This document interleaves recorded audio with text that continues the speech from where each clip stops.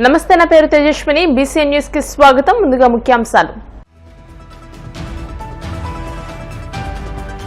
విజయవాడలో సంవిధాన్ హత్యా దివస్ కార్యక్రమంలో ముఖ్యమంత్రి చంద్రబాబు ప్రసంగం. భారత ప్రజాస్వామ్యానికి ఎమర్జెన్సీ మాయని మచ్చని వ్యాఖ్య.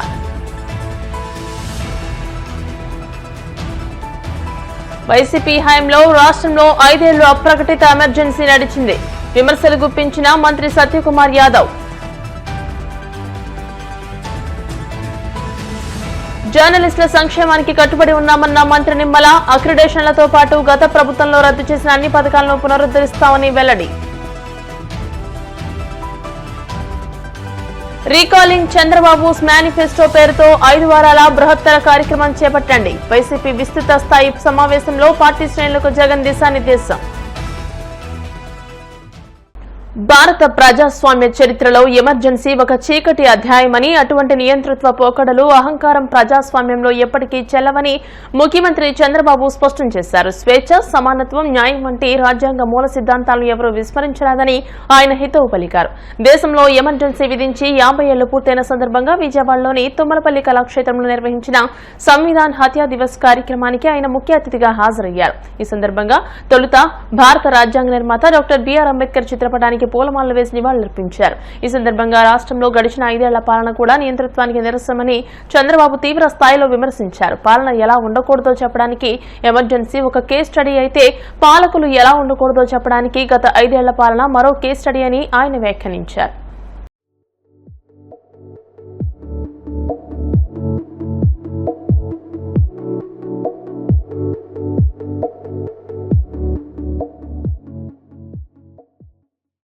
సంవిధాన్ హత్య దివస్ ఎమర్జెన్సీకి 50 ఏళ్లు. 50 సంవత్సరాల ముందు జరిగిన సంఘటన మనం అందరం కూడా ఒకసారి నెమరు వేసుకుని మళ్లీ ప్రజాస్వామ్యం పట్ల మన విశ్వాసాన్ని పెంచుకోవడం కోసం ఏర్పాటు చేసిన కార్యక్రమం. భారతదేశం అతిపెద్ద ప్రజాస్వామ్యం, 146 కోట్ల జనాభా. భారతదేశానికి స్వాతంత్రం వచ్చి 78 సంవత్సరాలైంది. 8 దశాబ్దాల ప్రయాణంలో దేశంలో ఎన్నో మలుపులు చూసింది, ఎన్నో సవాళ్లు ఎదుర్కొంది, ఎన్నో విజయాలు సాధించింది. కానీ ప్రజాస్వామ్యాన్ని కాపాడుకున్న ఏకైక దేశం భారతదేశం అని చెప్పి మరొక్కసారి మీ అందరికీ విజ్ఞప్తి చేస్తున్నాం. అయితే ఈ వెలుగులు ఒకసారి చూసిన తర్వాత ఏదైతే ఎమర్జెన్సీ రోజు ఒక చీకటి, మనం చెడును మరిచిపోయి మంచిని మళ్లీ గుర్తుపెట్టుకునే పరిస్థితి లేకపోతే అలాంటి పరిస్థితులు మళ్ళా పునరావృతమయ్యే పరిస్థితి వస్తుంది. దాని పట్ల ఎప్పుడు జాగ్రత్తగా ఉండాలి. గతం ఎప్పుడు కూడా మనం మర్చిపోకూడదు. మంచి రోజులనే కాదు, చీకటి రోజులు కూడా గుర్తుపెట్టుకోవాలి. అప్పుడే ఏది మంచి ఏది చెడు అనేదానికి మనకు అర్థమవుతుంది. ముఖ్యంగా రాజకీయాల్లో ఉండే మాలాంటి వాళ్ళు, ప్రజా జీవితంలో ఉన్న ఎలాంటి మేమందరం కూడా ఒక బాధ్యతతో ఉండి భావితరాలకు మంచిని అందించవలసిన బాధ్యత మా అందరిపైన ఉంది. ఎమర్జెన్సీ ఒక కేస్ స్టడీ అయితే, పాలకులు ఎలా ఉండకూడదో గత పాలకులు ఒక కేస్ స్టడీ. ఈ విషయాన్ని మనందరం గుర్తుపెట్టుకోవాలి. అన్యాయం, అక్రమాలు, అవినీతి ఎవరు గొంతు విప్పినా నిర్మోహమాటంగా గొంతులు వేసే పరిస్థితికి వచ్చారు. ఎక్కడ చూసిన కబ్జాలు, మోసాలు, బెదిరింపులు, దాడులు, కేసులు, ఆస్తులు రాయించుకోవడం, రౌడీజం చేయడం, ఇలా ఒకటిగా చాలా జరిగాయి. కడాన ఒక డాక్టర్ మాస్క్ అడిగితే కరోనా సమయంలో నువ్వు అడిగే అంత ధైర్యం నీకు వచ్చిందని అతన్ని వేధించి పిచ్చివాడిని చేసి నడి రోడ్డును చంపేసే పరిస్థితికి వచ్చారు. ఇలాంటివన్నీ సరే, నాకు కూడా చాలా సమస్యలు వచ్చాయి. నాకు ఒకటే డిటర్మినేషన్, నన్ను అభిమానించిన తెలుగు ప్రజానీకం కోసం నేను ఏమైనా పర్వాలేదు, పోరాటం చేయాలి, మళ్లీ ఈ రాష్ట్రాన్ని కాపాడుకోవాలి అనే ఏకైక ధ్యేయంతో ముందుకు పోయాం తప్ప ఎక్కడా రాజీ పడలేదు. మిత్రుడు పవన్ కళ్యాణ్ కూడా చాలా అవమానాలు పడ్డాడు. ఆ రోజు ఆయన కూడా ఒకటే ఆలోచించాడు, ఎట్టి పరిస్థితిలో ఈ రాష్ట్రంలో మళ్ళా ప్రజాస్వామ్యాన్ని కాపాడుకోవాలని ముందుకొచ్చారు. అందరం కలిశాం. అదే మరిగా నరేంద్ర మోడీ గారి యొక్క నాయకత్వంలో బీజేపీ కూడా ముందుకొచ్చారు. అందరం కలిసి ఒకటే హామీ ఇచ్చాం, విధ్వంసం నుంచి ఈ రాష్ట్రాన్ని పునర్నిర్మాణం చేస్తామని చెప్పి 1 సంవత్సరంలో సుపరిపాలనలో తొలి అడుగు వేశామని చెప్పి మరొకసారి మీ అందరికీ విజ్ఞప్తి చేస్తున్నా. రాజ్యాంగ సభలో రాజ్యాంగాన్ని ఆమోదించిన తర్వాత అంబేద్కర్ ఒక మాట అంటారు, ఇప్పుడే మనం ఆయన నివాళులర్పించి రాజ్యాంగాన్ని ఒకసారి గుర్తు తెచ్చుకున్నాం. రూపాయలు లేకుంటే $100 బిలియన్ ఉండే వ్యక్తికి ఒకే ఓటు, రోజు కూలి చేసుకునే వ్యక్తికి కూడా ఒకే ఓటు. ఓటు అనేది ఒక ఆయుధం.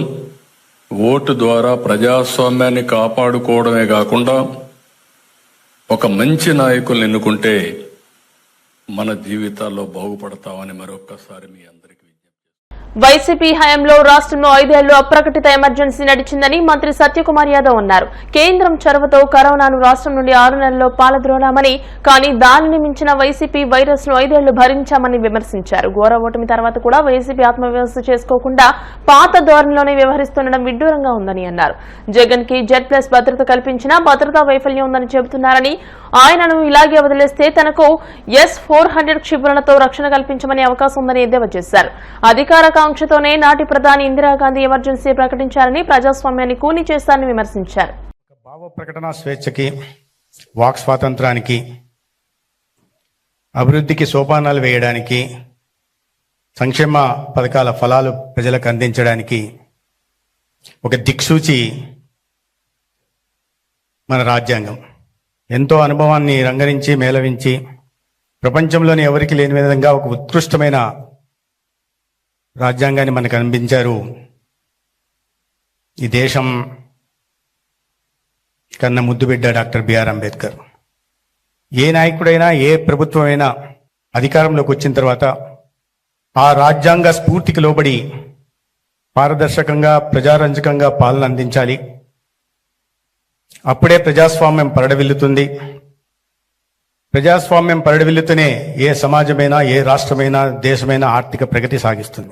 ఆనాడు ప్రధానంగా ఒక 4 పత్రికలు మాత్రమే ఇందిరాగాంధీ నియంత నిరంకుశ పాలనకి వ్యతిరేకంగా గలమెత్తిన వాళ్ళు.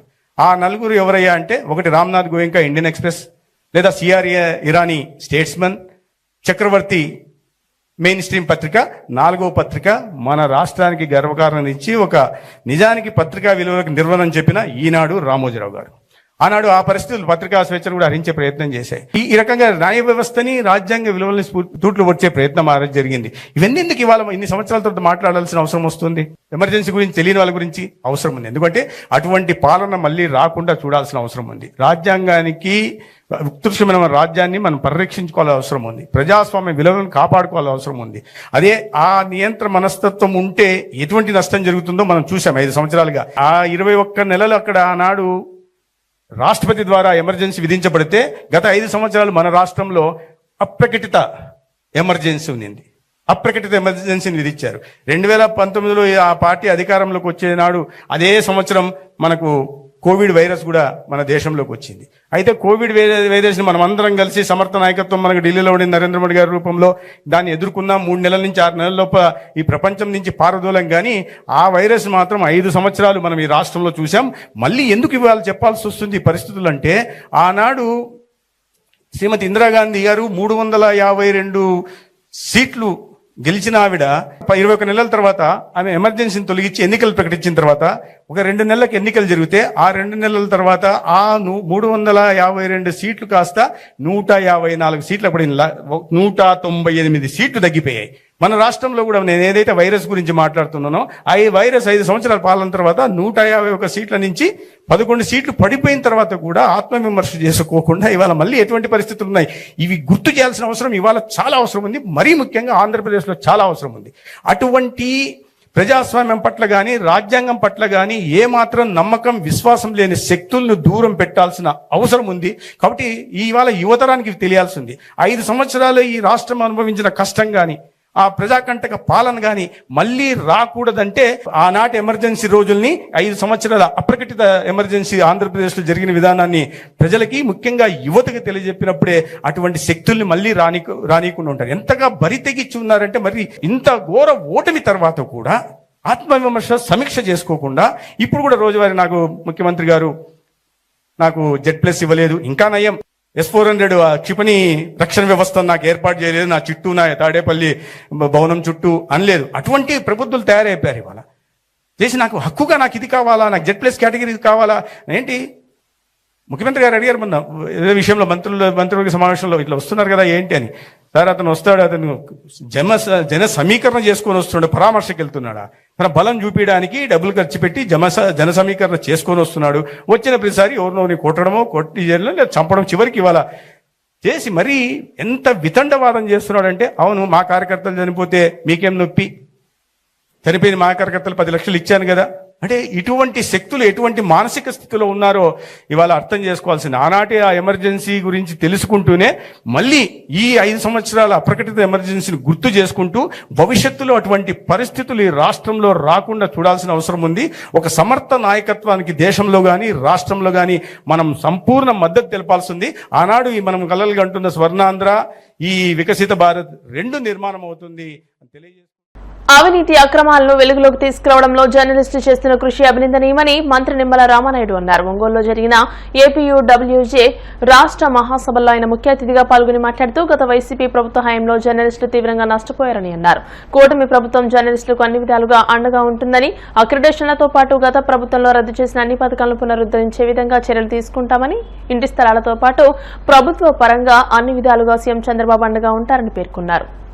ప్రజాస్వామ్యాన్ని కాపాడుకోవాలనుకున్నా, రాజ్యాంగాన్ని రక్షించుకోవాలనుకున్నా, సామాజిక చైతన్యాన్ని ప్రజల్లో కల్పించాలన్నా కూడా మీడియా యొక్క పాత్ర అత్యంత ప్రధానమైన విషయాన్ని మనందరం కూడా గుర్తుపెట్టుకుంటాం. అందుకే ఈరోజు మన భారతదేశంలో ఒక కార్యనిర్వహణ శాఖ, ఒక శాసన నిర్వహణ శాఖ, ఒక న్యాయ శాఖ ఏ రకంగా ఉంటుందో ఆ రకంగా ఈరోజు ఈ దేశంలో ఈ ప్రజాస్వామ్యంలో 4th ఎస్టేట్ గా మీడియాని కూడా ఆ రకంగానే మనం పిలిచేటువంటి పరిస్థితి ఇదే ఒక కారణం అనే విషయాన్ని కూడా సందర్భంగా తెలియజేసుకుంటూ ఈరోజు మనం చూస్తూ ఉన్న సమాజంలో అనేకమైనటువంటి సామాజిక రుగ్మతలు ఉన్నాయి.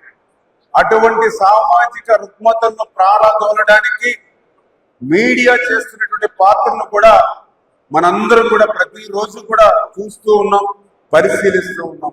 ఈ రోజు ఏ రంగంలో ఉన్నటువంటి వ్యక్తి అయినా సరే తప్పు చెయ్యాలి అని అంటే 100 సార్లు ఆలోచించేటువంటి పరిస్థితి వచ్చింది అని అంటే అది కేవలం ఒక్క మీడియా వల్ల మాత్రమే వచ్చింది అనే విషయాన్ని సందర్భంగా మనందరం కూడా గుర్తు పెట్టుకోవాల్సినటువంటి అవసరం ఉందనే విషయాన్ని కూడా మరి సందర్భంగా తెలియజేస్తాం. మీడియాకు సంబంధించినటువంటి కార్యక్రమంలో మేమందరం కూడా భాగస్వాములు అవడం మరి మా అందరికి కూడా చాలా సంతోషం.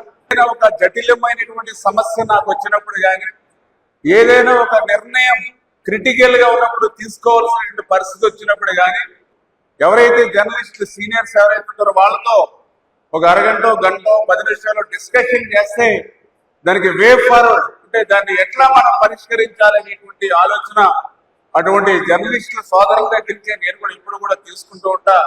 ఆ రకంగా నేను తీసుకునేటువంటి నిర్ణయం సక్సెస్ అవుతుంది అని అంటే దానికి కారణం ఆ జర్నలిస్ట్ ఇచ్చేటువంటి ఆ సలహాలు, సూచనలే కారణం. దాన్ని అమలు చేయడమే దాని యొక్క సక్సెస్ కారణం అనే విషయాన్ని కూడా ఈ సందర్భంగా మీ ద్వారా కూడా తెలియజేసుకుంటూ గత 5 సంవత్సరాల్లో కూడా ఆ మీడియా గొంతు నొక్కేటువంటి విధంగా చీకటి జీవో కూడా గత ప్రభుత్వం ఇచ్చినటువంటి పరిస్థితి ఉంది. అటువంటి నియంత్రితమైనటువంటి కక్షపూరితమైనటువంటి పాలనకి చర్మగీతం పాడి మళ్ళీ ఈరోజు ఒక ప్రజాస్వామ్యమైనటువంటి పాలనతో ఒక మంచి ప్రభుత్వం ఈ రోజు రాష్ట్రంలో అధికారంలో ఉంది. ఖచ్చితంగా ఈ మంచి ప్రభుత్వంలో మొట్టమొదట న్యాయం చేయవలసింది జర్నలిస్టులకే.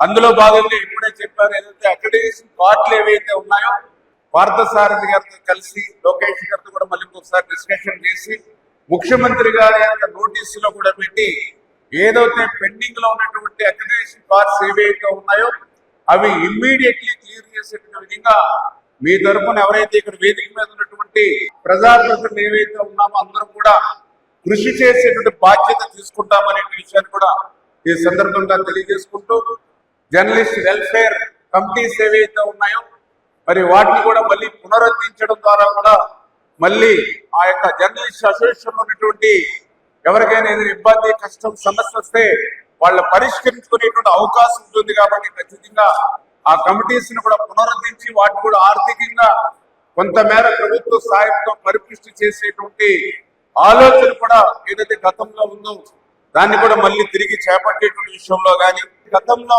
సీనియర్ జర్నలిస్టులు గౌరవించుకునేటువంటి సాంప్రదాయం ఏవైతే గతంలో ఉన్నాయో వాటన్నిటినీ మళ్ళీ పునరుద్ధరించడం ద్వారా మళ్ళీ ఆ జర్నలిస్టులు ఒక ఆనందం ఒక సంతోషం మళ్ళీ ఒక ఉత్సాహం ఉత్తేజం నింపేటువంటి విధంగా మళ్ళీ ఆ కార్యక్రమాన్ని కూడా తీసుకునేటువంటి విషయంలో కూడా మరి ఖచ్చితంగా మేము కూడా శ్రద్ధ చూపుతామని ఈ రోజు ఈ సమాజానికి ఈ రాష్ట్రానికి ఈ దేశానికి ఈ మానవాళికి జర్నలిస్టులు అందిస్తున్నటువంటి ఆ యొక్క సేవ ఏదైతే ఉందో తమ కుటుంబాల కంటే కూడా ఈ యొక్క రాష్ట్రం ఈ ప్రాంతం ఈ సమాజం ముఖ్యమైనటువంటి ఆలోచనతో పనిచేస్తున్నటువంటి జర్నలిస్టులు ఎవరైతే ఉన్నారో వాళ్ళకి పూర్తి స్థాయిలో సహకారం సాయం ఈ తెలుగుదేశం జనసేన బీజేపీ ప్రభుత్వం అందిస్తుంది అనే విషయాన్ని మరొకసారి సందర్భంగా తెలియజేసుకుంటూ ఆ అందించడంలో ఎక్కడ కూడా ఆలస్యం లేకుండా ఖచ్చితంగా ప్రజాప్రతినిధులుగా మేమందరం కూడా బాధ్యత తీసుకుంటామని చెప్పి మరొకసారి మీ ద్వారా అందరికీ కూడా తెలియజేసుకుంటూ ఇప్పుడు కాసేపు ప్రకటనలు.